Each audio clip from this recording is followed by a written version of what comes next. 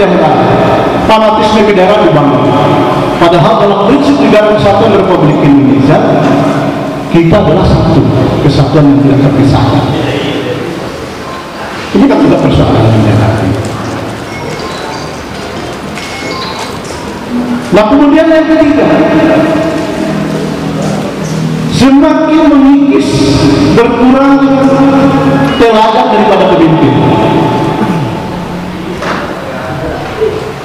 Mulai dari pemimpin level paling rendah sampai level yang paling tertinggi. Tidak ada yang menjadi teladan lagi. Itu kondisi-kondisi berkembang. Orang sudah mulai bicara kelompok-kelompok saja. Kelompok A, kelompok B, kelompok C. Tidak ada lagi orang bicara soal bagaimana membangun kebersamaan dalam perbedaan. Nilai persatuan dan kesatuan. Ini berangkat dari keteladanan. Anak-anak itu gampang contoh ini, ya kan? Gampang contoh.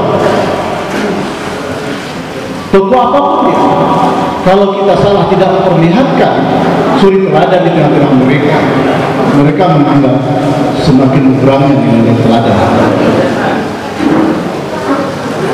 Ini persoalan yang tengah kita hadapi juga. Nah kemudian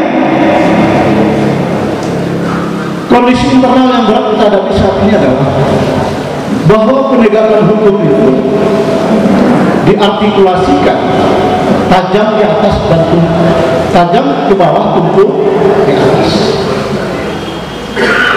Ini persoalan serius. Ketika nenek-nenek apa-apa mengambil semangkuk, ya kan?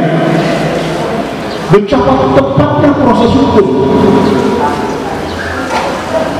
diseret pengadilan. Padahal bisa persoalan-persoalan itu bisa diselesaikan secara musyawarah dan mufakat. Orang gampang menghujat, orang gampang menuduh, orang mudah berburuk sangka. Padahal sebagai orang Islam ini juga tantangan yang sangat besar. Kenapa Papua berontak sampai sekarang tidak aman? Dari Sumatera Barat adalah paling negari. Nah semuanya harus mempedomani nilai-nilai Pancasila itu sendiri sebagai sumber dari segala sumber hukum dan sebagai dasar negara kita. Kenapa dia dikatakan sebagai pandangan hidup bangsa kita? Semua tingkah laku perbuatan kita, apapun namanya, ekonomi, politik, hukum, budaya, harus berlandasan Pancasila.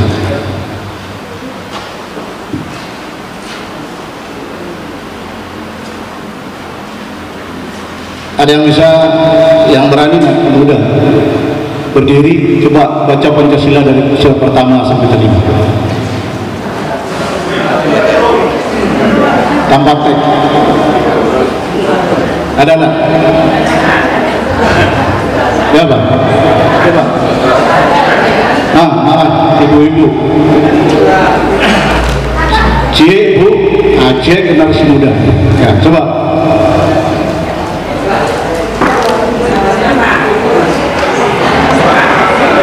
Yang adil dan beradab. 3. Persatuan Indonesia.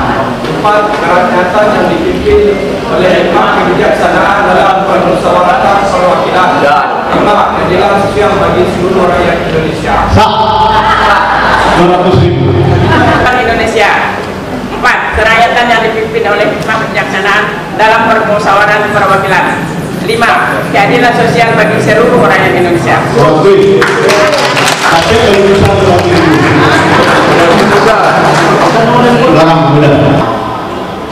Oleh Soekarno 1 Juni 45 itu dia menggunakan istilah kebangsaan Indonesia, dan yang kedua adalah internasional atau perikemanusiaan, yang ketiga adalah mufakat atau demokrasi, dan yang keempat kesejahteraan sosial, yang kelima adalah ketuhanan.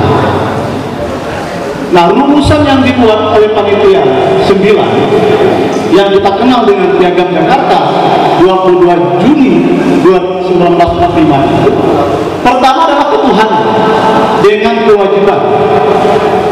kewajiban menjalankan syariat Islam bagi para pemilu-pemilunya.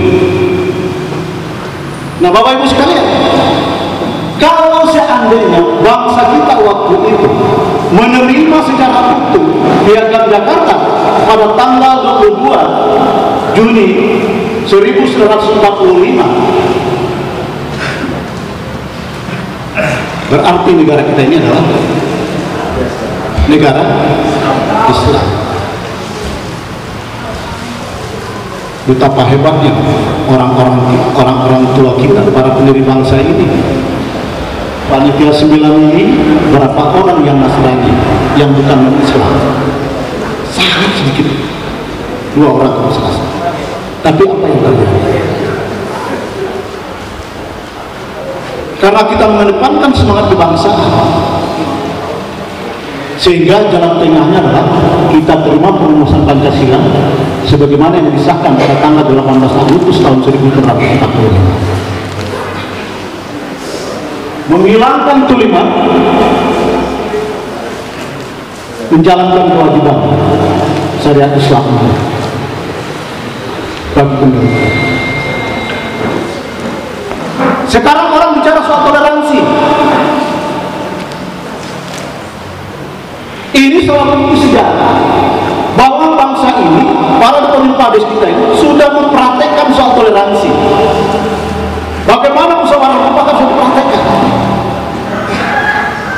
Yang mayoritas menghormati yang minoritas.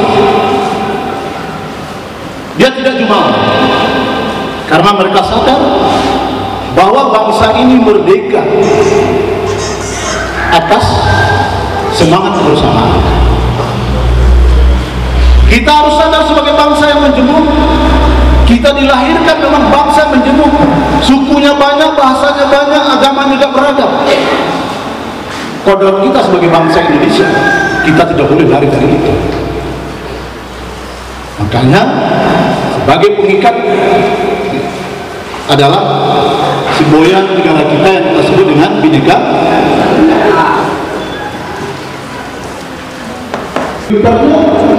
Ya.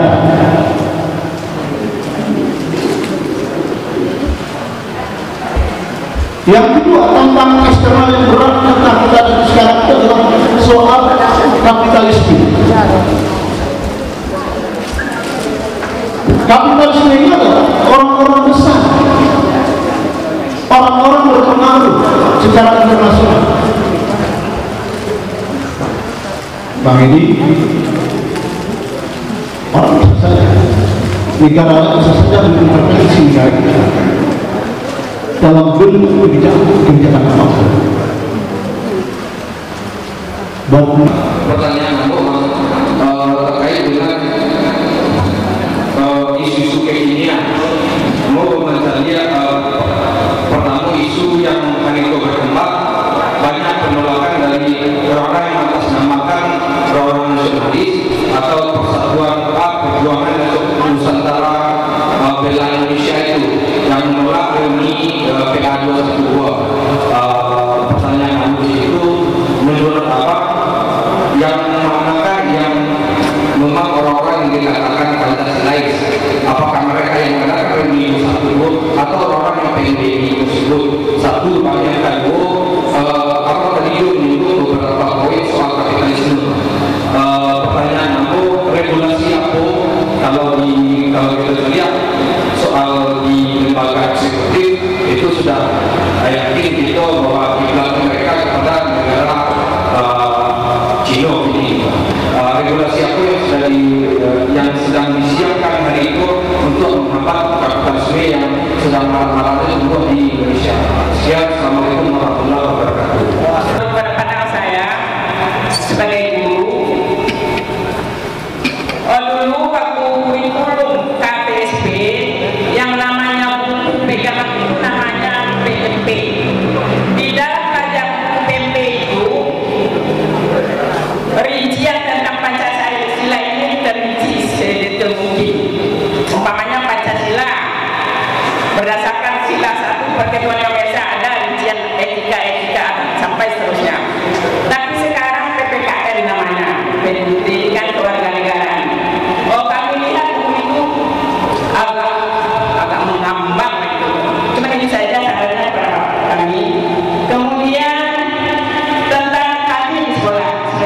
guru di sekolah.